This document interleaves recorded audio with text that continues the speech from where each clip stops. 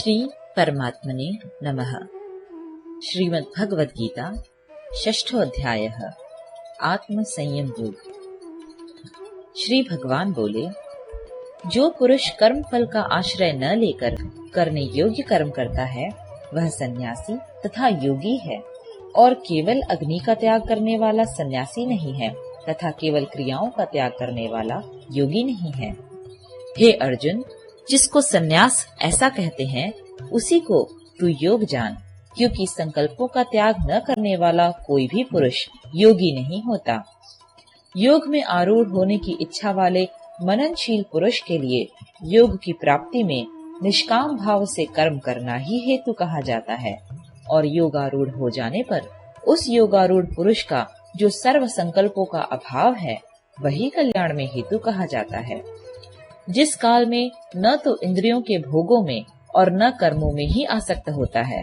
उस काल में सर्व संकल्पों का त्यागी पुरुष योगारूढ़ कहा जाता है।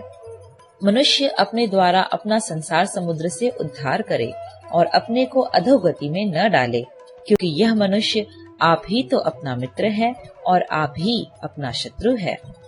जिस जीवात्मा द्वारा मन और इंद्रियों सहित शरीर जीता हुआ है, उस जीवात्मा का तो वह आप ही मित्र है, और जिसके द्वारा मन तथा इंद्रियों सहित शरीर नहीं जीता गया है, उसके लिए वह आप ही शत्रु के सदृश शत्रुता में बरतता है।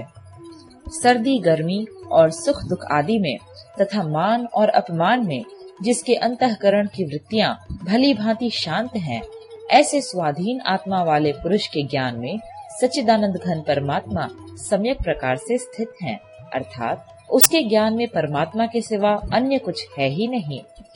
जिसका अंतकरण ज्ञान विज्ञान से तृप्त है, जिसकी स्थिति विकार रहित है, जिसकी इंद्रियां भली भांति जीती हुई हैं, और जिसके लिए मिट्टी पत्थर और सुवर्ण समान है, वह योगी युक्त अर्थात भगवत प्राप्त है, ऐसे कहा जाता है। सुहृद, मित्र, वैरी, उदासीन, मध्यस्थ, द्वेष्य और बंधु गणों में, धर्मात्माओं में और पापियों में भी समान भाव रखने वाला अत्यंत श्रेष्ठ है। मन और इंद्रियों सहित शरीर को वश में रखने वाला आशा रहित और संग्रह रहित योगी अकेला ही एकांत स्थान में स्थित होकर आत्मा को निरंतर परमात्मा में लगावे। शुद्ध भूमि में जिसके ऊपर क्रमशः कुशा, मृगछाला और वस्त्र बिछे हैं, जो न बहुत ऊंचा है और न बहुत नीचा, ऐसे अपने आसन को स्थिर स्थापन करके उस आसन पर बैठकर चित्त और इंद्रियों की क्रियाओं को वश में रखते हुए मन को एकाग्र करके अंतःकरण की शुद्धि के लिए योग का अभ्यास करे। काया, सिर और गले को समान एवं अचल धारण करके और स्थिर होकर अपनी नासिका के अग्रभाग पर दृष्टि जमाकर अन्य दिशाओं को न देखता हुआ ब्रह्मचारी के व्रत में स्थित भय रहित तथा भली भांति शांत अंतःकरण वाला सावधान योगी मन को रोककर मुझ में चित्त वाला और मेरे परायण होकर स्थित होवे। वश में किए हुए मन वाला योगी इस प्रकार आत्मा को निरंतर मुझ परमेश्वर के स्वरूप में लगाता हुआ मुझ में रहने वाली परमानंद पराकाष्ठा रूप शांति को प्राप्त होता है।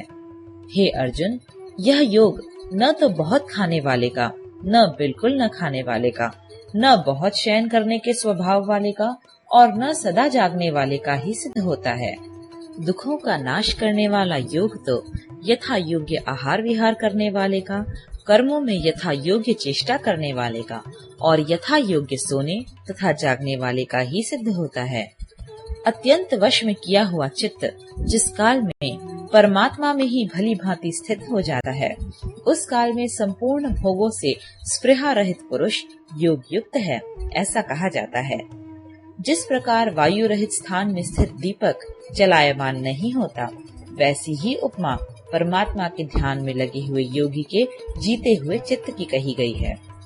योग के अभ्यास से निरुद्ध चित्त जिस अवस्था में उपराम हो जाता है और जिस अवस्था में परमात्मा के ध्यान से शुद्ध हुई सूक्ष्म बुद्धि द्वारा परमात्मा को साक्षात करता हुआ सच्चिदानंद घन परमात्मा में ही संतुष्ट रहता है, इंद्रियों से अतीत केवल शुद्ध हुई सूक्ष्म बुद्धि द्वारा ग्रहण करने योग्य जो अनंत आनंद है, उसको जिस अवस्था में अनुभव करता है और जिस अवस्था में स्थित यह योगी परमात्मा के स्वरूप से विचलित होता ही नहीं, परमात्मा की प्राप्ति रूप जिस लाभ को प्राप्त होकर उससे अधिक दूसरा कुछ भी लाभ नहीं मानता, और परमात्मा प्राप्ति रूप जिस अवस्था में स्थित योगी बड़े भारी दुख से भी चलायमान नहीं होता, जो दुख रूप संसार के संयोग से रहित है तथा जिसका नाम योग है, उसको जानना चाहिए।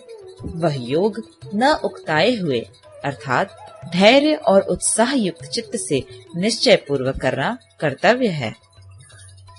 संकल्प से उत्पन्न होने वाली संपूर्ण कामनाओं को निशेष रूप से त्याग कर और मन के द्वारा इंद्रियों के समुदाय को सभी ओर से भली भांति रोक कर क्रम क्रम से अभ्यास करता हुआ उपरति को प्राप्त हो, तथा धैर्य युक्त बुद्धि के द्वारा मन को परमात्मा में स्थित करके परमात्मा के सिवा और कुछ भी चिंतन न करे। यह स्थिर न रहने वाला और चंचल मन जिस जिस शब्दादि विषय के निमित्त से संसार में विचरता है, उस विषय से रोककर यानी हटाकर इसे बार बार परमात्मा में ही निरुद्ध करे, क्योंकि जिसका मन भली प्रकार शांत है, जो पाप से रहित है और जिसका रजोगुण शांत हो गया है, ऐसे इस सच्चिदानंद घन ब्रह्म के साथ एक ही भाव हुए योगी को उत्तम आनंद प्राप्त होता है। वह पाप रहित योगी इस प्रकार निरंतर आत्मा को परमात्मा में लगाता हुआ सुख पूर्वक परब्रह्म परमात्मा की प्राप्ति रूप अनंत आनंद का अनुभव करता है। सर्वव्यापी अनंत चेतन में एक ही भाव से स्थिति रूप योग से युक्त आत्मा वाला तथा सब में समभाव से देखने वाला योगी आत्मा को संपूर्ण भूतों में स्थित और संपूर्ण भूतों को आत्मा में कल्पित देखता है। जो पुरुष संपूर्ण भूतों में सबके आत्म रूप मुझ वासुदेव को ही व्यापक देखता है और संपूर्ण भूतों को मुझ वासुदेव के अंतर्गत देखता है, उसके लिए मैं अदृश्य नहीं होता और वह मेरे लिए अदृश्य नहीं होता।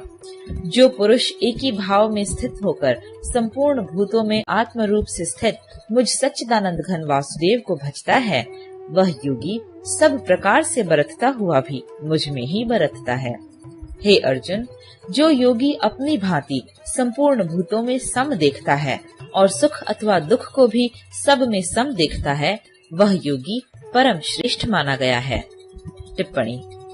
जैसे मनुष्य अपने मस्तक, हाथ, पैर और गुदादि के साथ ब्राह्मण, क्षत्रिय, शूद्र और म्लेच्छादिकों का सा बर्ताव करता हुआ भी उनमें आत्मभाव अर्थात अपनापन समान होने से सुख और दुख को समान ही देखता है, वैसे ही सब भूतों में देखना अपनी भांति सम देखना है।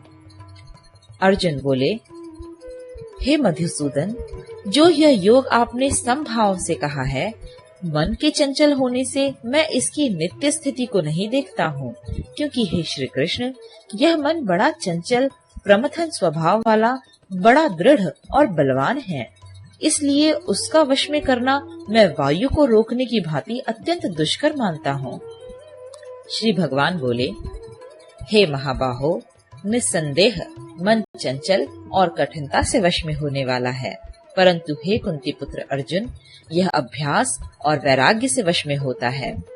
जिसका मन वश में किया हुआ नहीं है, ऐसे पुरुष द्वारा योग दुष्प्राप्य है और वश में किए हुए मन वाले प्रयत्नशील पुरुष द्वारा साधन से उसका प्राप्त होना सहज है। यह मेरा मत है। अर्जुन बोले, हे श्री कृष्ण, जो योग में श्रद्धा रखने वाला है किंतु संयमी नहीं है, इस कारण जिसका मन अंत काल में योग से विचलित हो गया है, ऐसा साधक योग सिद्धि को अर्थात भगवत साक्षात्कार को न प्राप्त होकर किस गति को प्राप्त होता है? हे महाबाहो, क्या वह भगवत प्राप्ति के मार्ग में मोहित और आश्रय रहित पुरुष छिन्न भिन्न बादल की भांति दोनों ओर से भ्रष्ट होकर नष्ट तो नहीं हो जाता? हे श्री कृष्ण, मेरे इस संशय को संपूर्ण रूप से छेदन करने के लिए आप ही योग्य हैं, क्योंकि आपके सिवा दूसरा इस संशय का छेदन करने वाला मिलना संभव नहीं है। श्री भगवान बोले, हे पार्थ, उस पुरुष का न तो इस लोक में नाश होता है और न परलोक में ही, क्योंकि हे प्यारे, आत्मोद्धार के लिए अर्थात भगवत प्राप्ति के लिए कर्म करने वाला कोई भी मनुष्य दुर्गति को प्राप्त नहीं होता। योग भ्रष्ट पुरुष पुण्यवानों के लोकों को अर्थात स्वर्ग आदि उत्तम लोकों को प्राप्त होकर उनमें बहुत वर्षों तक निवास करके फिर शुद्ध आचरण वाले श्रीमान पुरुषों के घर में जन्म लेता है, अथवा वैराग्यवान पुरुष उन लोकों में न जाकर ज्ञानवान योगियों के ही कुल में जन्म लेता है। परंतु इस प्रकार का जो यह जन्म है सो संसार में निस्संदेह अत्यंत दुर्लभ है। वहाँ उस पहले शरीर में संग्रह किए हुए बुद्धि संयोग को अर्थात समबुद्धि रूप योग के संस्कारों को अनायास ही प्राप्त हो जाता है, और हे कुरुनंदन, उसके प्रभाव से वह फिर परमात्मा की प्राप्ति रूप सिद्धि के लिए पहले से भी बढ़कर प्रयत्न करता है। वह श्रीमानों के घर में जन्म लेने वाला योग भ्रष्ट पराधीन हुआ भी उस पहले के अभ्यास से ही निस्संदेह भगवान की ओर आकर्षित किया जाता है, तथा समबुद्धि रूप योग का जिज्ञासु भी वेद में कहे हुए सकाम कर्मों के फल को उल्लंघन कर जाता है। परंतु प्रयत्न पूर्वक अभ्यास करने वाला योगी तो पिछले अनेक जन्मों के संस्कार बल से इसी जन्म में संसिद्ध होकर संपूर्ण पापों से रहित हो फिर तत्काल ही परम गति को प्राप्त हो जाता है। योगी तपस्वियों से श्रेष्ठ है, शास्त्र ज्ञानियों से भी श्रेष्ठ माना गया है, और सकाम कर्म करने वालों से भी योगी श्रेष्ठ है। इससे हे अर्जुन, तू योगी हो। संपूर्ण योगियों में भी जो श्रद्धावान योगी मुझ में लगे हुए अंतरात्मा से मुझको निरंतर भजता है, वह योगी मुझे परम श्रेष्ठ मान्य है। 6वां अध्याय समाप्त।